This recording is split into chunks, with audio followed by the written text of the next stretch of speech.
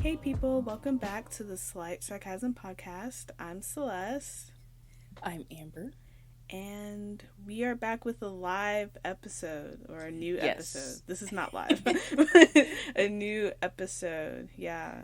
Yeah, no pre-recorded stuff this week. We're sitting here on a Sunday morning and ready to talk about some deep stuff. Yeah. Happy Mother's Day to all the mothers.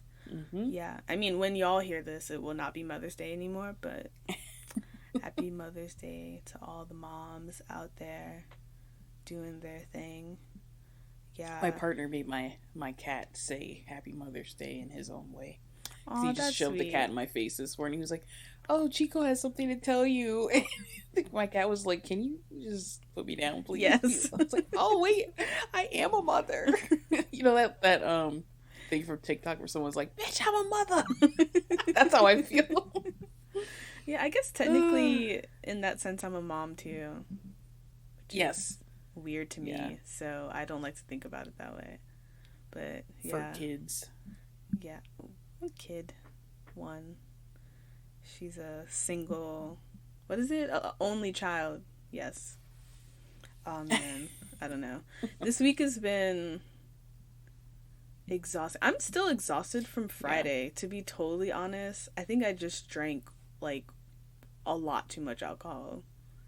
You really didn't though. I know, but I don't drink. So Me neither. Yeah, I had that half a drink until my cat put his paw in my rum drink. Celeste and I were hanging out with a few of her other friends, just having like a little get together for her.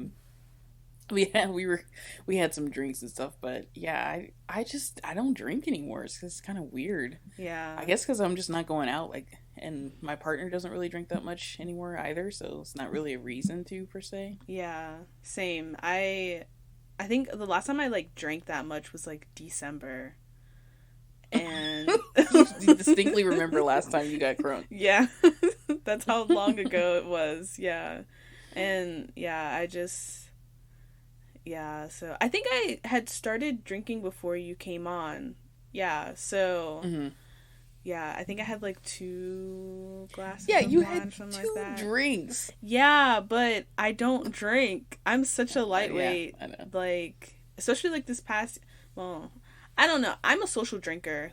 I think like probably you are as well. Like, I don't drink unless I'm around people, and I don't ever drink to get drunk. So Mm. there's that as well. Like, if I do get drunk, it's rarely on purpose. Um, so yeah. And then I'm just a Yeah. lightweight in general nowadays. Back in college though, yeah, I was definitely not a lightweight. Right. I was gonna say college was a different story for me. I was definitely. I wanted to say I was a social drunk, but drank socially. I wasn't a drunk, I don't think, but. No. But I definitely had those days where I'm just like, I'm just gonna go to the store and buy a 12-pack and just sit and watch TV and not talk to anybody. Fair. Just drink my own. Yeah. You know what? That's Yeah, fair. can't do that anymore. Yeah. Yeah, no. My body just can't handle it anymore. Like we went out, went to my partner's brewery to just have a few drinks yesterday, and I woke up this morning. I was like, oh, Yeah. I had like 3 beers. Like that, it was nothing, but I was like, oh no. It's like anything gets me a hangover now. Oh, dang. Anyway. Yeah. That's crazy. Yeah. Well, today. Yeah, this. Oh, sorry. No, go ahead. What you wanted gonna to say? mention, I'm a little like nasally. I've been dealing with these. I don't know if it's allergies or sinus issues, but I've just been going through it this week. I think the weather's just been kind of flip flopping here. So it was really warm and really nice. It was like 80 degrees last weekend, and then Monday, Tuesday it just dumped. Like it was like 40 degrees, 45, and it's been raining most of the week. So, yeah, I had some issues with like my sinuses. I had to take off work because I just could not even function. And so I'm still kind of getting through that. So forgive me for the nasaliness. I'm going to try to keep it at bay. But yeah, I sound a little off. Aw, yeah. I don't know. I haven't had any allergy issues this season so far, knock on wood. But also, I've been taking allergy medicine regularly since like Okay. February, March, because I know that it'll knock me the fuck out. So yeah, that's what I do. And Yeah. like my dad has really bad allergies, and he's like, I don't Same. understand how you're not suffering. And I was like, I don't know Oh what to yeah. tell you, because he's I suffering right now, and I'm just like, I don't yeah. know. I have absolutely no idea. But yeah, I know it sucks. Something about it though. Right now, it's just I've heard a lot of other people complaining that their allergies are like worse than normal this Mm-hmm. season for some reason. So I don't know what's going on, but I blame COVID for everything now. So I I mean, I think yeah, it's just COVID. yeah, I don't know. makes sense. Yeah. Mm. Okay. Today this episode's going to be on dreams.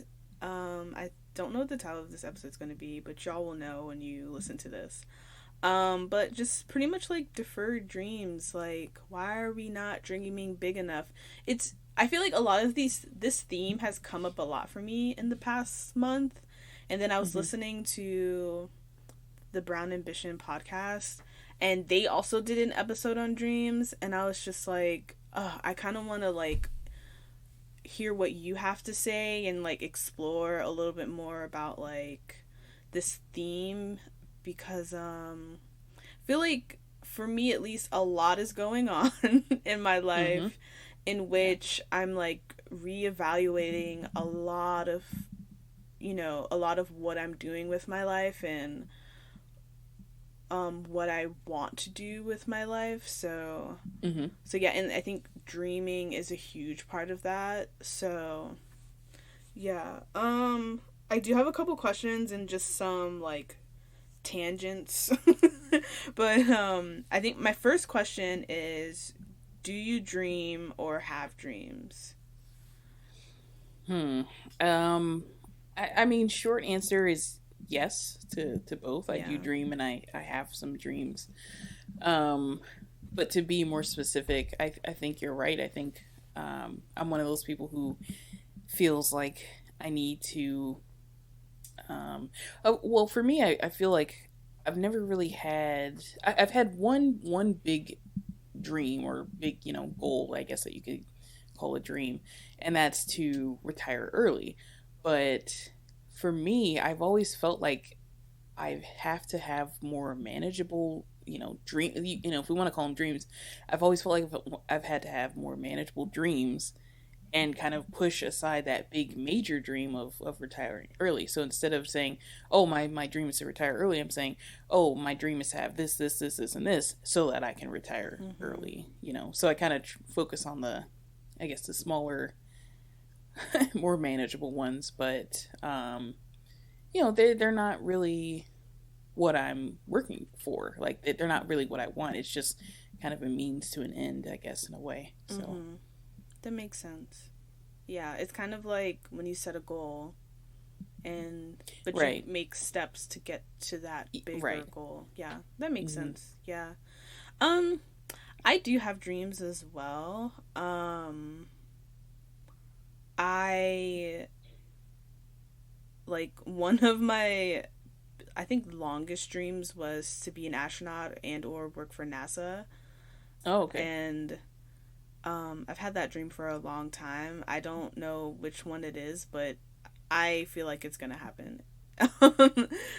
I Other than that, I guess I don't have any other like I don't have any I don't really like I don't have any like monetary dreams. Like Mm-hmm.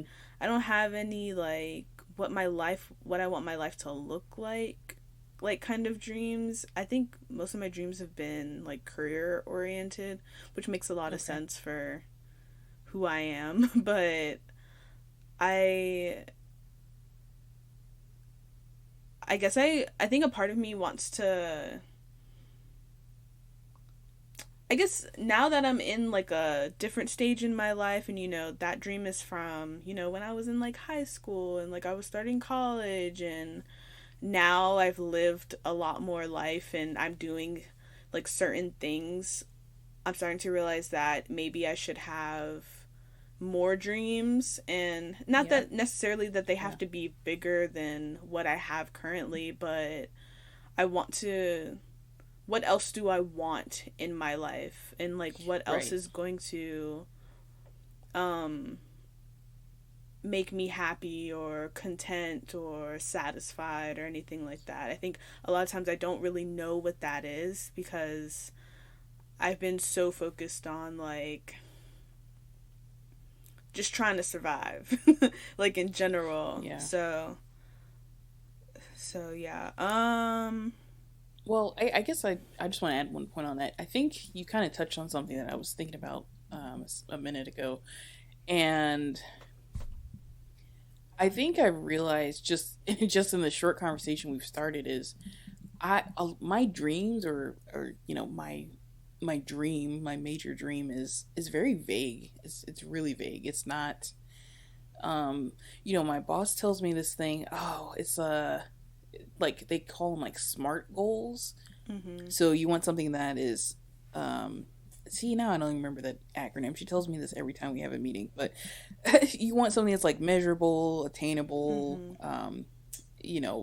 time sensitive, and a couple other letters or something in there. But basically, like I feel like my dream to retire early is super vague, and it's not really, early even is relative, right? What's early Mm-hmm. for me versus someone else on the street, or Yeah. what's early for me versus what you think is early. And my mom, actually, we were talking about this, and she kind of made the similar point. It was like, that's really that it there's no proper interpretation for something like the word early. Like, I want to retire early. Okay, well, you could retire early and be 64 and a half or Mm-hmm. something, right?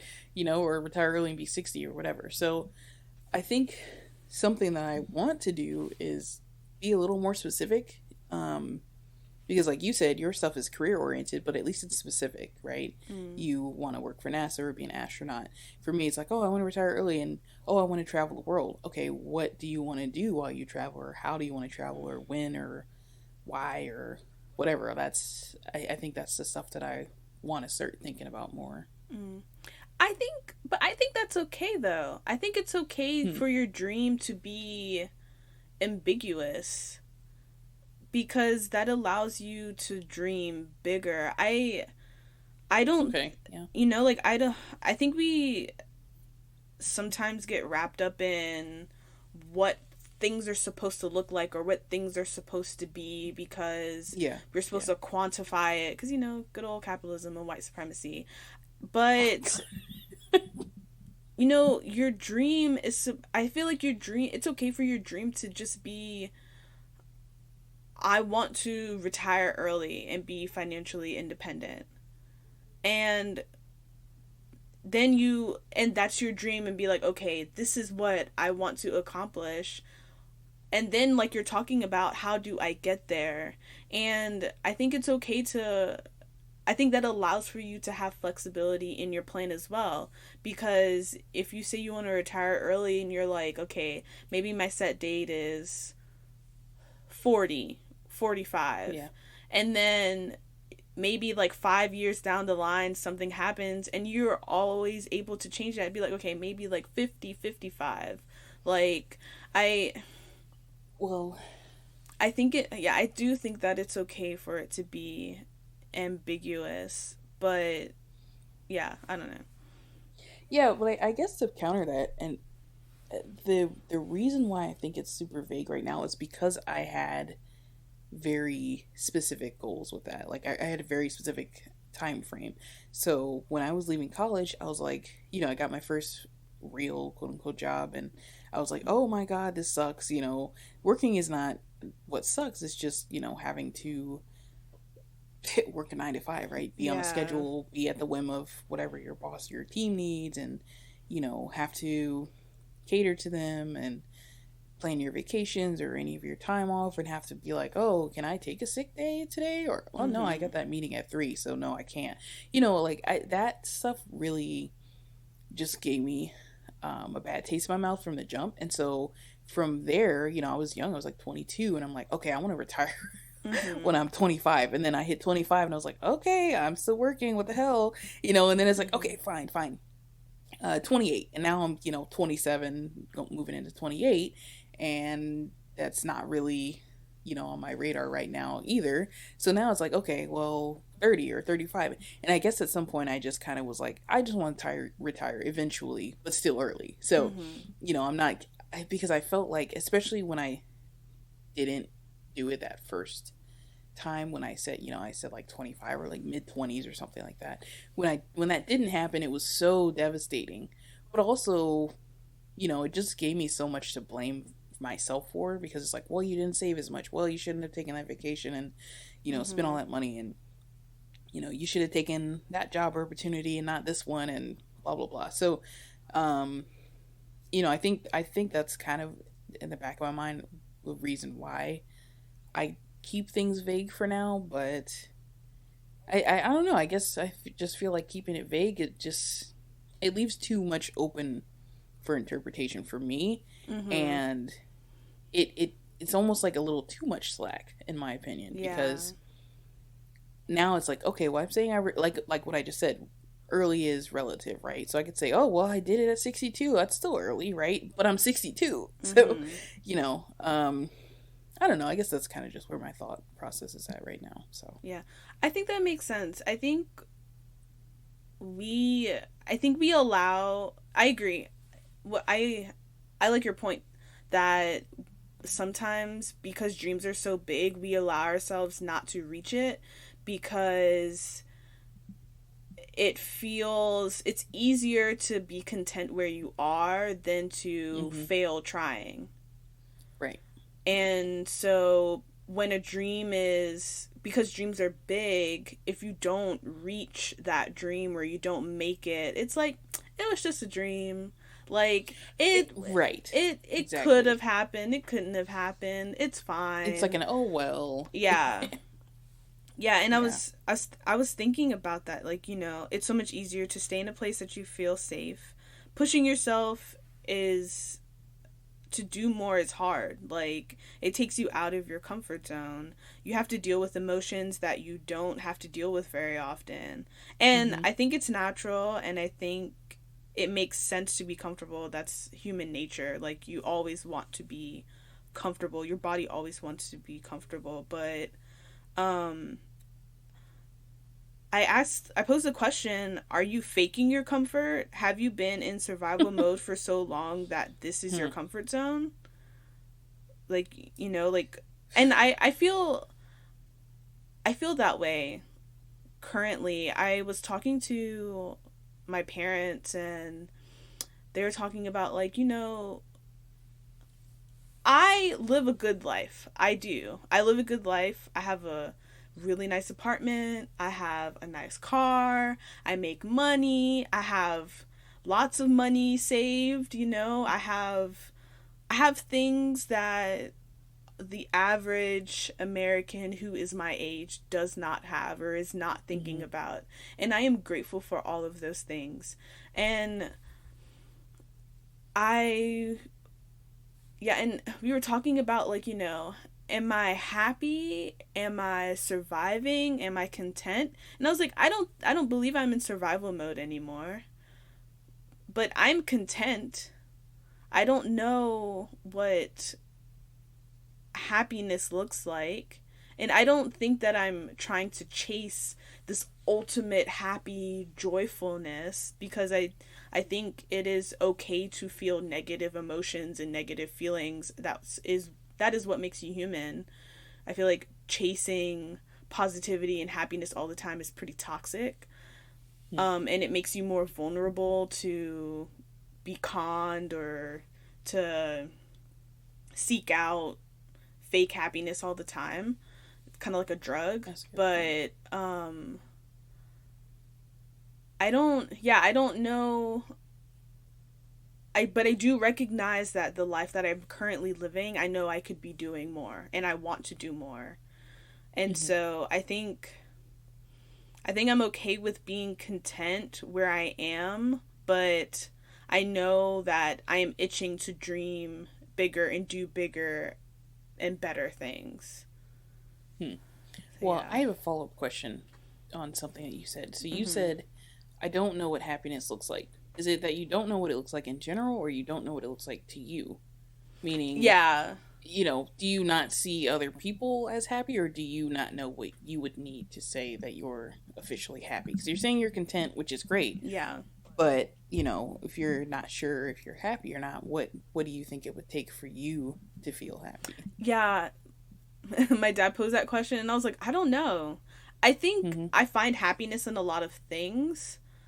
I don't know if I'm overall happy. And I think a lot of it is because I was depressed for so long that this whole new thing that I have going on where I'm like content and I'm okay and I'm not Mm-hmm. in survival mode, that it I don't this might actually be happiness. I don't know. Like but I do feel, but for me the word feels more like content. Like I'm good where I Yeah, am. And you're good. so, Yeah, yeah, but I yeah. truly don't know like what would make me extremely happy. I don't, and I part of me is like maybe just chasing those dreams that I want for myself, and chasing those goals that I want for myself. That'll I think that journey is going to not lead to my happiness, but it's going to bring those happiness bright spots into my life more and more, Mm-hmm. and that's what I want versus like just being happy and joyful all the time, because that's not what I'm chasing. I don't know if that makes sense, but I don't No, I want think it does make sense. yeah, I don't want to I'm not chasing down happiness and being like this is like I don't think that there's something that I'm dreaming or that I have a goal for that is like I'm going to get there and be like I'm happy now. Like I'm just going to like plant a flag down and just be like I'm happy and that's it. I don't I don't know. To me that doesn't seem like how that works. I think the Mm-hmm. journey to getting to your dreams and to your goals brings you happiness. And it does bring you sadness as well, but I feel like that's the duality of that journey. Yeah. Yeah, and I think that's what we see a lot when, um, you know, I've been paying a lot of attention to people who are either self-made millionaires or billionaires or whatever they you know substantial wealth, versus people who were kind of like given wealth. The people who worked hard for what they got versus the people who maybe fell into some money, got lucky, won a lottery, they got something passed down, whatever. And I think you know a lot of those people share stuff in one way where they say, yeah, things are good, but I think for the people who are self-made, they made their own money. They generally seem a lot happier because they've worked hard, right? They feel like they deserve it. They've got it, whatever. And then I think, but I think a lot of the people who are just kind of fell into money, just from what I've seen, especially lately, um, those people don't tend to be as happy. And I would like to think one of those reasons is because they're kind of just not doing anything. Like they get this money, they're like, okay, now what? Yeah. They're sitting here with their money and they got their nice new car and their big house and Mhm. whatever, and then they don't even know what to do with themselves. So I think, I think you're kind of right where it's like the happiness could come from you just chasing that stuff Mhm. and working and moving towards completing your goals and accomplishing your dreams and things like that. But on the other side of it as well, it's once you get there, you kind of have to keep moving or else.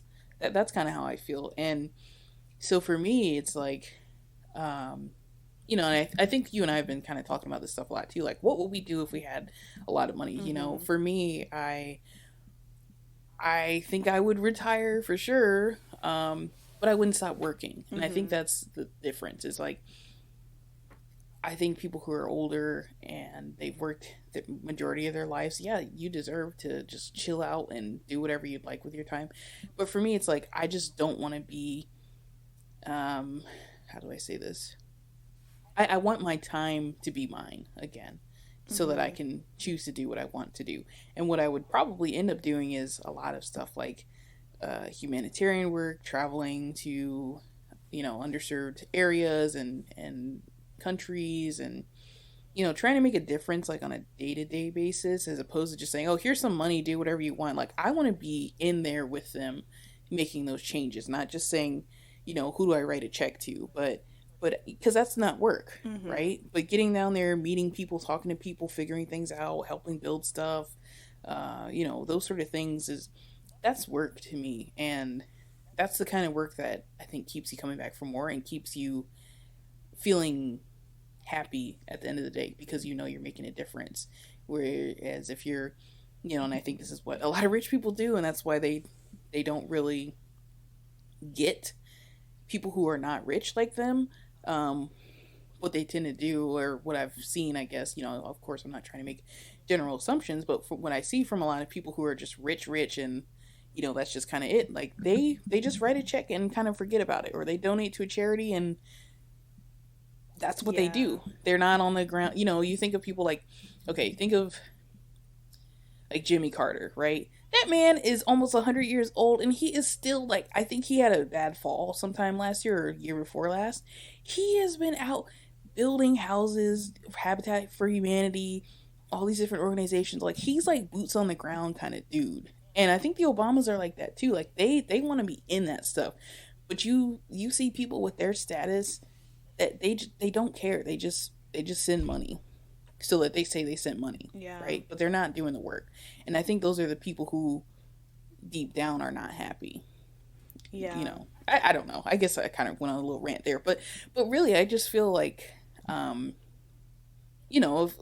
a lot of people's dreams, I think, have to do with them being successful in some way, or having a way for their family to be comfortable and content and stuff like that. But I think it's like, what happens after you get to that point, right? What do you do after that so that you can keep that feeling and keep feeling like you've done something and it's worth it, and you're continuing to keep that energy, I guess, is really what's important.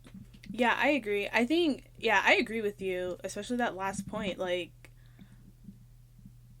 I think because of the economic disparities in this country and in the world in general, there are, once you get to a certain point where you have taken care of everything, you're not thinking about what's next, because you have fought so hard for that one thing.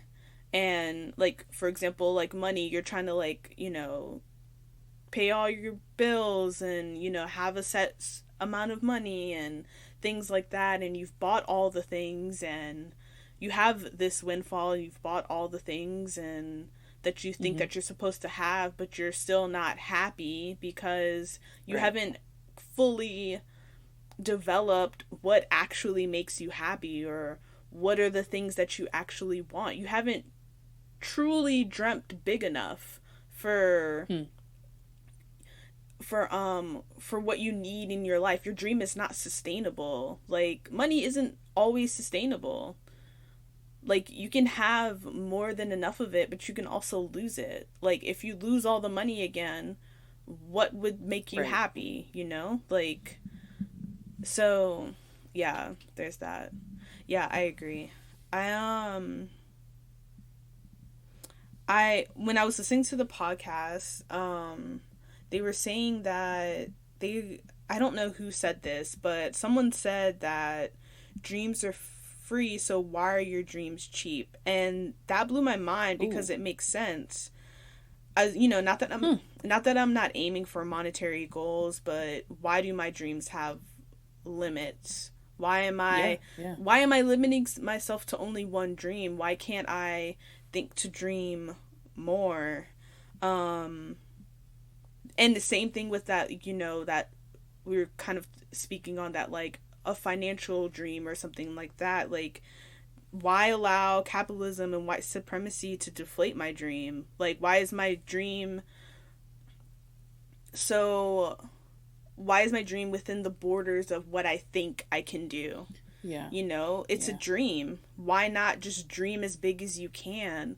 Like, it doesn't mean that you're not perceiving reality or anything like that. Like, you can, we're human. We can do both. Like, you know, so Yeah. why not do both? Why not It, have that big ass dream and that big ass utopia and then go from there and figure it out on your way? You never know. I think when we don't dream big enough, we box ourselves into like opportunities and what we can yeah. do. And it's, I don't want to get into any woo woo mind over matter manifestation stuff, but like it's kind of like ingrained in that, you know, like you're once you've box yourself in your head, then that comes out physically, and you just continuously live your life that way, and then you don't look to the side and realize someone did it a different way and opened way more doors than I did, Mm-hmm. because Mm-hmm. they didn't box themselves in, because they decided to dream a lot bigger and just, you know, shoot their shot and figure Right. out where they land, because they might have Yeah. landed a lot higher than you did. Yeah. And I think just to add on to that, I feel like if you have a dream that is, most people would say, oh, you're not going to do that. That's unattainable. That just means that you're willing to do what it takes Mm-hmm. to make that happen, right? I mean, and with you, like, I don't want to get woo woo-y, but when people say anything is possible, I mean, it's kind of said for a reason, Mm-hmm. right? I mean, I hate to compare this, but look at Elon, right? Yeah. How could anyone have thought 20 years ago that some random dude was gonna make his own freaking space force? Like, like Yeah. he has rockets and cars and solar power, everything, and whatever. It's like, how could you even think that that's attainable unless you're just way out there, like Mm-hmm. thinking that far out and then going after it, right? That's the difference. So, and it wasn't just about him having money, because if we think back to how he got started, yeah, I think he was pretty well off as a kid, but and he's extremely smart, obviously, but he kind of just started his businesses on his own. He worked with, I think he had like X.com, which turned into PayPal, um, and then he kind of just went from there. So, you know, I'm just using him as an example because Mm-hmm. he's probably the one that most people are thinking about lately, right? Mm-hmm. And Jeff Bezos, right? He started Amazon.com in his garage as a online book retailer, and now he's like stupid rich, like insanely Yeah. rich. But again, who could have thought 20, 30 years ago that someone would have like almost $250 billion to their name, Yeah. right? So it's uh I think having these big, crazy, wild sounding dreams is a great thing, because that just, like I said, just means that you're willing to do what it takes, Yeah. right? And even if it doesn't work out, like, you could get somewhere within reach of that Mm-hmm. easily. I think anyone could do that, right? And also, again, it's all relative, right? So something wild and outrageous to you might not be wild and outrageous to Jeff Bezos or Elon or Oprah or Michelle Obama or anybody, right? Yeah. So yeah, I think it's all relative in a way. Yeah, I agree. I think also, to your point with Elon and Jeff Bezos, like, these people have been innovators of change and Hmm. all this creativity, like, and if you're not dreaming big enough, then a lot of the world loses out on that. Right. How do you make a big change if there's no one to make that big change? Yeah. Yeah. So yeah, I love Yep. that. Yeah. Um yeah, I was also thinking, like, why are you holding yourself back? Why do Mm. I, and I think we touched on this a little bit, that it just feels comfortable. I am comfortable where I am. I am doing a lot of the things that they say I should be. Why should I want to do more? Why should I I want to push myself? For me, I feel like um I kind of have an imposter syndrome, but not just with my work. Like I'm noticing more and more that I'm really like pretty capable in my work, and I'm actually being recognized for that, and it feels really good. But when I look at my day-to-day life, like sitting in this apartment that costs way too fucking much, and living in this neighborhood that's like, considered pretty affluent and high end and stuff, I feel like I shouldn't be here because I never really felt like this is where I would end up. If you asked me, I don't know, 5 years ago, if I thought I would be living in this situation and having a job and making this money that I'm making, I would have said no. And even back then, where I was thinking I want to retire early, blah blah blah, I was gonna retire and do what they call lean fire, which is living off of like very low income, Mm-hmm. very low expenses, stuff like that. And I was gonna feel okay. I would do budget traveling, shoestring budget, all that stuff, frugal, everything.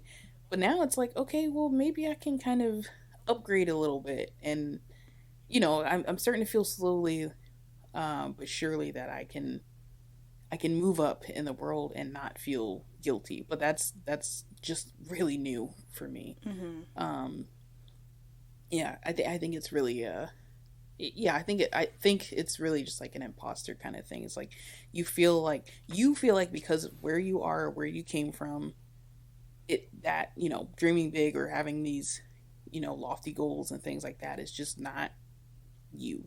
Mm-hmm. And I think yeah, I think a lot of people would benefit from trying to change their own narrative on that.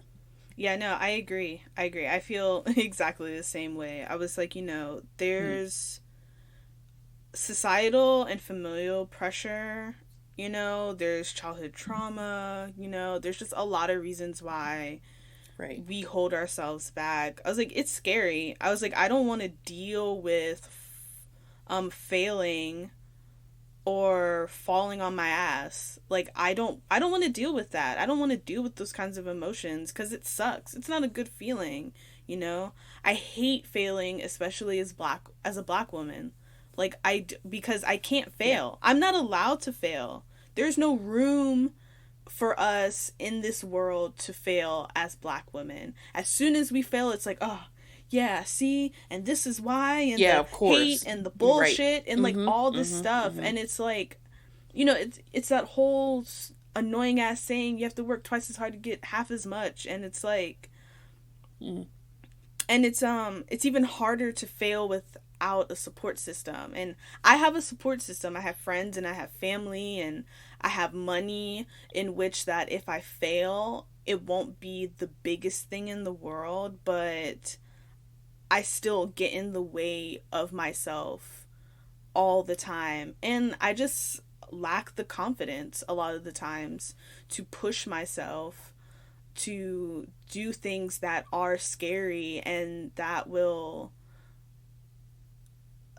I just lack the confidence to push myself to reach that dream because it's Mhm. scary. That's just Mhm. where I am a lot of the times. Yeah.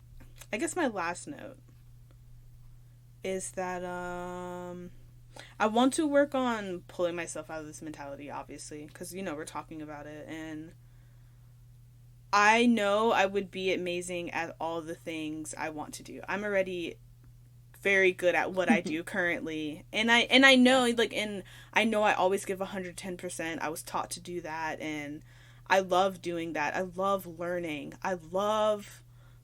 I want to do so many different kinds of things that are completely different from each other, and I want to do them all, and I don't know if I Same. have enough Same. lifespan to do that in this life. but I but But you could try. yeah, and that's what I want to continue to do. Like we're almost 30, and I'm like, I'm here for a career change. Like I am. I'm here for it because I something that's important to me is being a well-rounded person, and being a well-rounded person means learning. about different things and seeing the bigger picture and connecting the dots and Yes. putting And being everything. open to changing your opinion. Yes, exactly. And so, and I, now that, we're gonna, like I said before, like now we're gonna turn 30, I don't want to be in the same mindset I had, even not just 10 years ago, but even like 2 3 years ago. I don't want to be in the Oh same yeah. mindset, Yeah. because I want to consistently be shifting my perspective, because it's important to me as a citizen of this world. And so, yeah, I don't know, I lost my train of thought there. But No, yeah. I feel you though. I do. Okay, so this reminds me of what we were talking about on Friday. So Celeste and I, for our listeners, Celeste and I were, we're on the Zoom call with some friends, and we're kind of playing like never have I ever. Oh my God, Oh no, no. we were playing Would You Would you rather? Rather. Yeah. Never have I ever. We were playing Would You Rather, and Celeste had this bank of questions that she was asking the group, and so when I went out with my partner yesterday, I found those questions, and my partner and I were running through some of those. I don't know if you asked this before I joined the call, but the question that I really liked was, would you rather die in 20 years with no regrets or 50 years with lots of regrets? And my partner and I both chose 20 years because for me, it's like you can live a lot of life in 20 years, but you could slave away and make all these mistakes and, maybe ruin your life in 50 years and have to kind of live with that. Like, Yeah. I'd rather have a shorter time on this earth, but make more of an impact Mm-hmm. for myself than, stay on here longer and be miserable.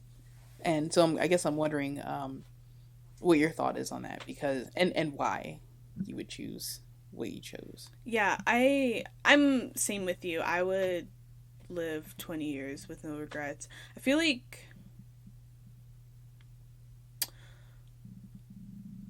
like regret is just in the way of progress, in the way of you being bigger and better, because you're always dwelling on that negative Mm-hmm. emotion all the time.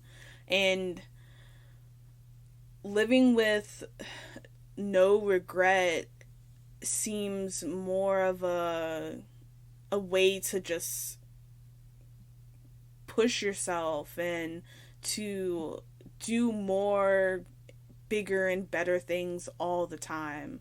So Mm-hmm. versus I would rather live a shorter life with no regrets than live a longer life filled with regrets. People do that all the time.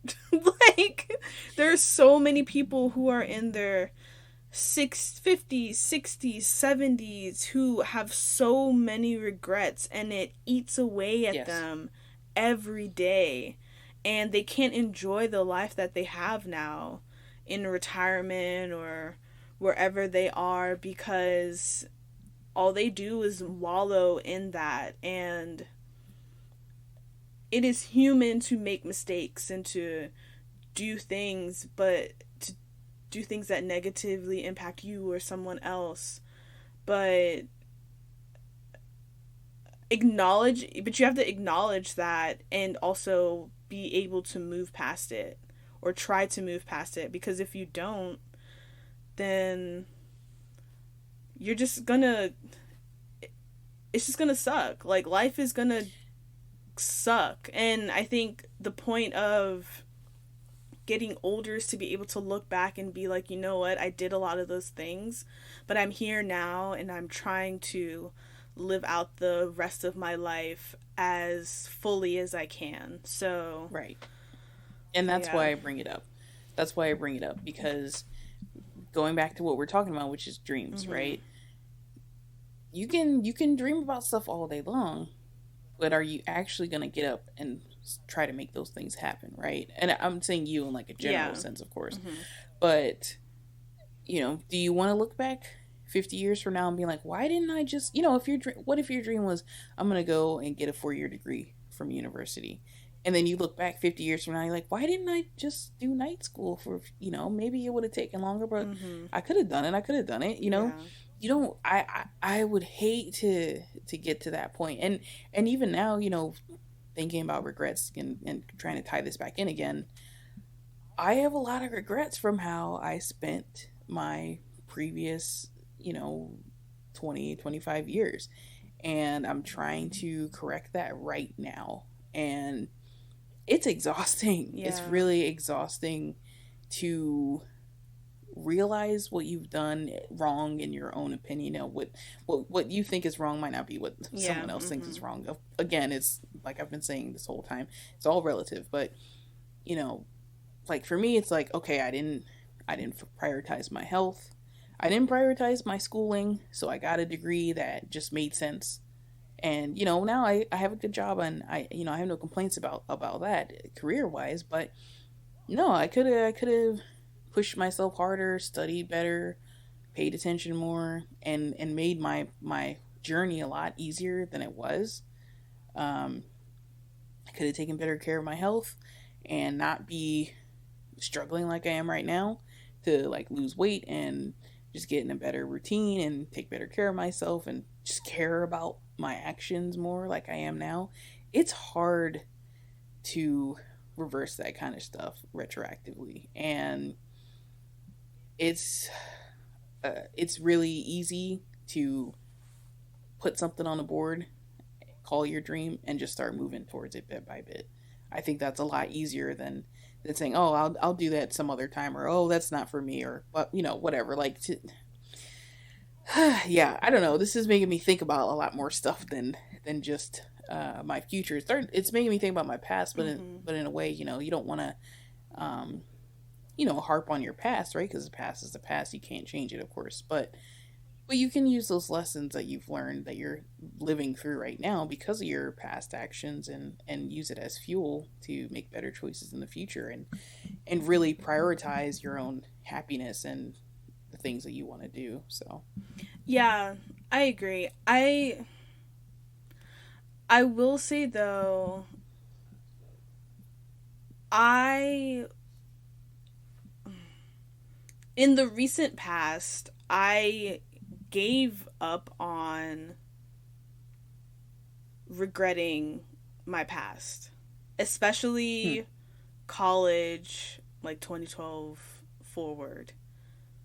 I um I gave up on constantly feeling bad about the the choices that I made during that time and what I should have been doing and all this stuff. Granted, I've done a lot of like soul searching and I've been in Yeah. therapy a lot and all these things, so it's not like all of a sudden I just was like, oh, like, like I just Yeah.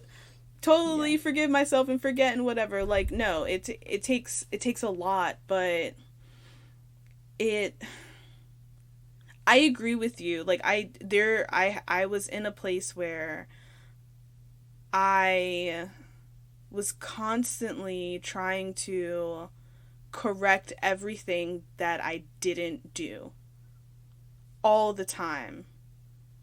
Like everything that I didn't do back then, I was trying to correct in that current moment wherever I was Hmm. in the past 2, 3 years. And it made me realize that I still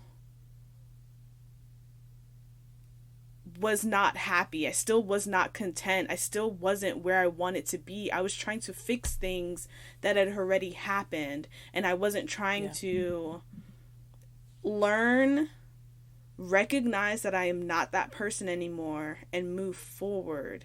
And yes, like, yeah, your past is your past, and you're not going to be the same person you were before. And it's so easy to dwell on like the regrets that you made and things like that, but or the regrets that you have and mistakes that you feel like you made. But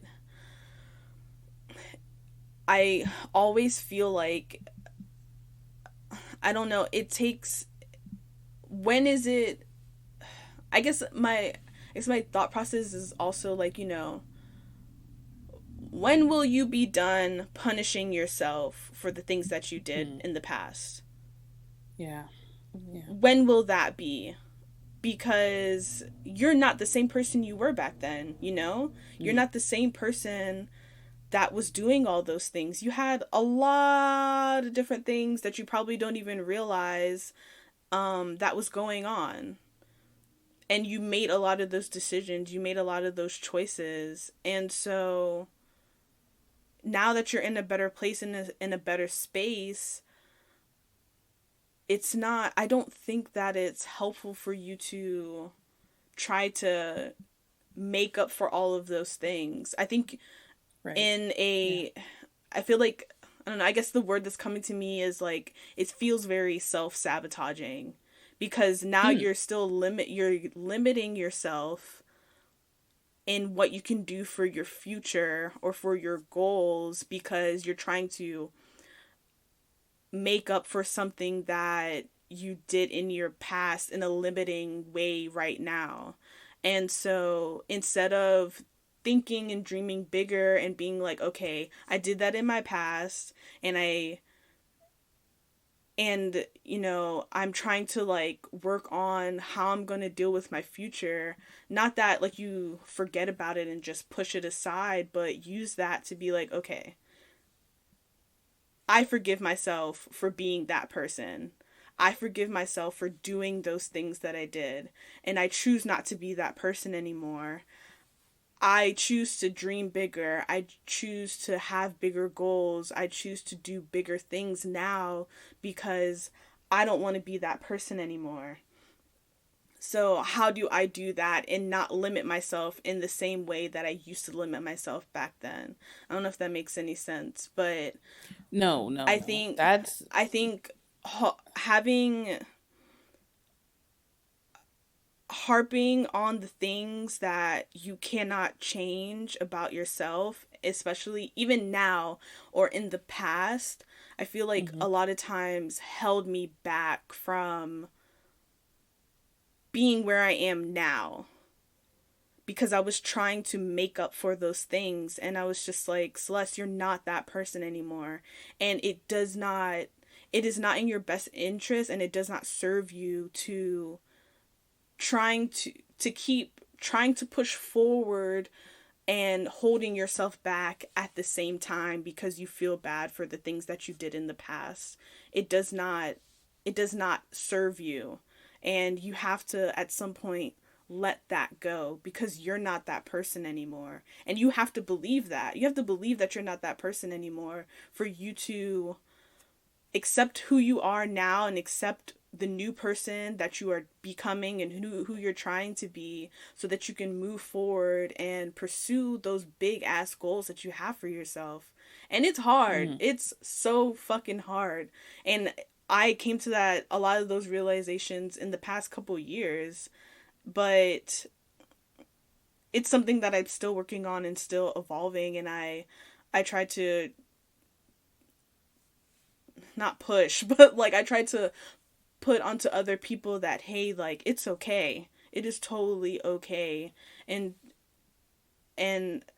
yeah, it's hard as someone who did a lot, who regretted a lot of things, even like during a lot of those times, like in college and stuff. Like I had a lot of regrets, and I was self-loathing a lot, and I lacked so much confidence and all these things, and I hated myself and all of these things. And like when I was trying to bring myself out of it, I still felt stifled. I still felt like, and I had to like really give up on a lot of those things that I did in my past and a lot of those past regrets, and just focus on the here and the now and the future, because that's what's going to sustain me going forward. So, yeah, that was very long-winded. But yeah.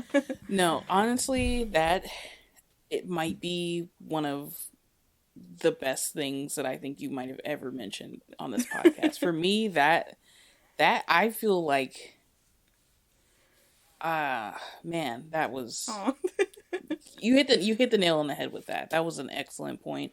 Couldn't have said it better if I tried. That really helps me. Yeah. Is what I'm Oh. trying to say, because I have been trying to develop this new person that I want to be. I really, really am trying to get into it, and I'm really enjoying it. But I've felt like something is not right, Mm-hmm. and I think I gotta let go of past Amber and past Amber's choices Mm-hmm. to do so. Um, yeah. Oh, girl, you about to make me cry Yeah, and I shit. know, I'm What the about to hell? cry. Like, I'm like, oh no, Yeah. but seriously though, I think for our listeners, if there's one thing to take away from this, I know we started by talking about dreams, but this is all so relevant. You have, if you're at this point where you're trying to evaluate um your goals and your dreams and things that you want to work towards, you have to be able to push aside the things that are like you said, the things that are going to be self-sabotaging. Mm-hmm. Right? So, and that's not even just your past things. That's like people too. Mm-hmm. Right? People who are saying, "Oh, why would you like let's say, we take Celeste stuff as an example.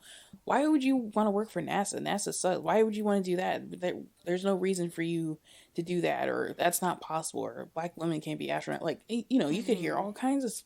all kinds of combinations of bullshit.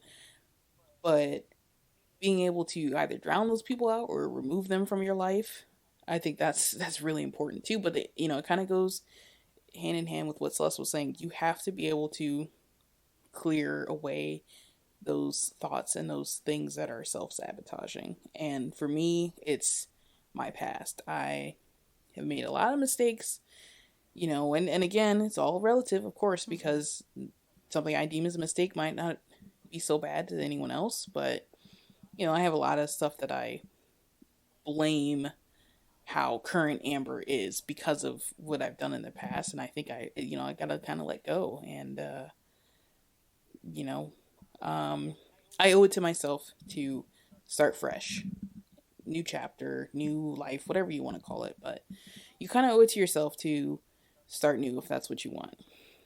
So yeah, that was a great point. I'm gonna be thinking about that one for a long time, Yeah. for Aw. sure. Yeah, yeah, I agree. Yeah. I think a lot of dreaming big and having big goals and and what we've been talking about, being and finding out like the root of why you're not dreaming big and like all of these things, it's a way to expand and try to change. I don't know, I guess maybe just kind of like change the path that you're on, because it's also it's a mindset change, and Mm-hmm. it changes who you are as a person once you start like thinking about a lot of these things. And it takes time. Like, I know I harp on this a lot, but it took me so much time, and I didn't get to this place where I am now. It wasn't like a one track thing, like where I am now kind of started like a few years ago when I was just on like a Mm-hmm. body positivity, body neutrality like journey, and I was just very much like, I want to stop hating my body. I want to stop like hating myself. I want to stop dieting. I want to stop yo-yoing in my weight and like drastically, and just like find a place in which my body is like at a homeostasis and it is comfortable and all of these things, and all of that that beginning part of that journey came to this where I am now, in which I think about a lot of these other things. So I I guess I say that all to say that all of that to say that it's the journey is not linear, and you're gonna hit some bumps in the road. You're gonna have setbacks, you know, like even not just, you know, talking about, you know, self-improvement and stuff like that, but also like your dreams as well. You're gonna have setbacks. It's not just gonna be an upward trajectory all the time. But a big thing is to not give up on yourself. Never, don't give up on yourself. Because at the end of the day, you are your biggest cheerleader. You are your biggest champion. Yep. You are the only person in the world who cares that much for you. You are your only ride or die. And so you have to be there for you. And that takes confidence, you know? And I'm not saying confidence comes easy. You know, like it doesn't come easy for me at all whatsoever. I have a lot of down days where I'm just like, I'm just regular today. And that's it. Like, and then there are days where like, I'm a bad bitch. You can't tell me shit. Like, I have some of those days too. And I'm aiming to have more of those days so that I can continuously dream big, because I don't want to ever stop that. And I don't want to ever have someone take that away from me, or give anyone the opportunity to take that away from me. So, and I want to impart that to all women, especially Black women. Like, we get the short end of the stick so much, and we box ourselves in so much from the world. And sometimes a lot of it is protection. A lot of it is, you know, we don't want to have to deal with the bullshit. Because when you're at the top, especially as a Black woman, you get so much more shit because people want to see your downfall so bad. So, and the ones that are on the top, that are still on the top, is because they dare to continue to dream big. And I love that shit. I love it so much, because it just shows that the world is already so limiting. Don't let your dreams or your mind limit you as well. And it takes time to get there, and you work on it bit by bit, but at some point you're going to realize, oh, like, can't nobody fuck with me. Like, I already know what I'm doing. I already got this. Like, someone says some shit to me, whatever. Like, it just rolls off, and like, you just keep going forward. So yeah, that's like my lasting imparting advice that I impart to you. And don't get me wrong, like, I work on this constantly. Like, I'm constantly working on this. I'm not just like, I'm saying all this stuff and I just be living it up. Like, I'm not like that, you know, but I do think, but it's something that I think about all the time, and it's something that I feel like it's extremely important for us to talk about. And I do think that, especially on the internet, we talk about this a lot, and I love that so much. So this is me just adding to all of that. Yeah, very well said. Yeah, but yeah, that's all I got. Like, yeah, talking for. No, I think that was really good. Definitely gave me a lot of stuff to think about, and I hope our listeners enjoyed all that too. Yeah, I think there's a lot of good takeaways from that, and you can even, you know, you can always draw your own conclusions as you listen along. But yeah, I think it's just good to just keep moving forward. And, you know, like you said, you're your own cheerleader. You're your number one fan. Yeah. So you have to remember that. Yeah. So yeah, if I will I will link the Brown Ambition podcast below that inspired a lot of this. Yeah, and just, you know, keep doing what you gotta do. Keep dreaming big, y'all. That's all that you can do, for real. Yeah. Okay, we're gonna move on to our last segment called What's Got You Hot. What's Got You Hot? You know, I'm sitting over here trying to think on one right now. I have one. Damn, I'm never prepared. Go ahead, you got one? Yeah, I have one. So, yesterday, my parents came to see, well, actually, my brother had a track and field meet. So, he's a senior in high school, so he's graduating soon. And Yay. yeah, I'm so proud of him. He actually is going to George Mason on a full ride athletic scholarship for track and field. That's awesome. Yeah, he's a triple jumper. So if anyone knows what that means. Yeah, I don't know what that is, but it sounds it's like something I can't do. It's like, I don't know if you've watched the track and field events and the Olympics, but it's the one that they like run and jump into the sand pit thing. Mm-hmm. That's what he does. Oh, is that what they call it? Triple jump? Yeah, I think there's like a long jump, and then there's like a triple jump. I think they like hop 2 or 3 times and then they like jump. Oh yeah, they do like the kind of like a skip almost. Mm-hmm. Yeah, that's what he does. Gotcha. I think last year he was like 5th in the state. Wow. Yeah. That's insane. Yeah, so good for him. Yeah, that's great. And he does hurdles as well. So yeah, he had a meet yesterday, and it was like, I've never been to one of his meets before. He's been doing track for like all throughout high school, I think, and I had never been to one of his meets, so it was like really cool to go to one of his meets. It was a very long day. My parents were like, he had 2 events. We did not think it was gonna be this long. Were they like spaced out, or he had to come back? Yeah, they were spaced out. It was like one he had, I think it was probably at like 2:30 or something like that, and then the other one was like at like 4 or 5 or something like that. It was ridiculous. No, maybe like 4:30 or 3:34.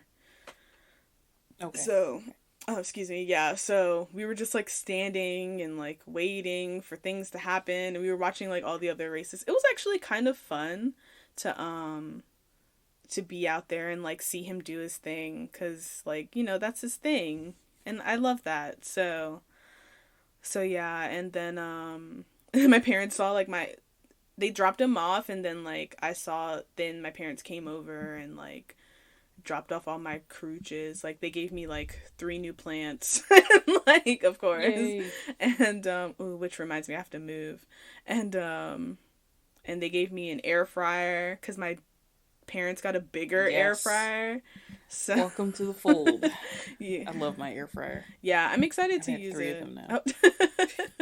Oh. Yeah, I'm excited to use it. Yeah, and yeah, it was just like really, it was just a really cool day, and it was also the first weekend I've had off in like 3 years. Like, no work, no school, like nothing. I was just like, oh, I don't really have anything to do today, so I can just, you know, do this thing. Yeah, so it was really nice to just, and it was also nice to see my parents, because I haven't seen them since December. So yeah, the timing of that, I'm sure that was really good. Yeah, but also, small tangent, to shout out to the guy who lost the times in like lengths of the jump for my brother's last event for the triple jump.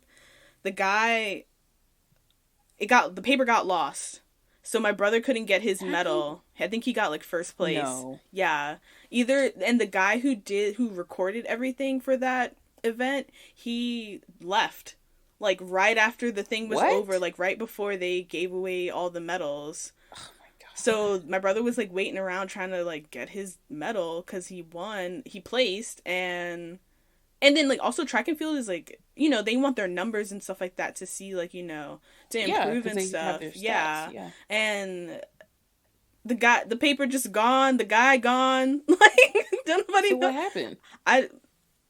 They don't know. They're trying to look for the guy to get the paper. Are you serious? Yeah. They just let any old dude in there, huh? I don't know. I don't know. Like, how was nobody not knowing where this guy went?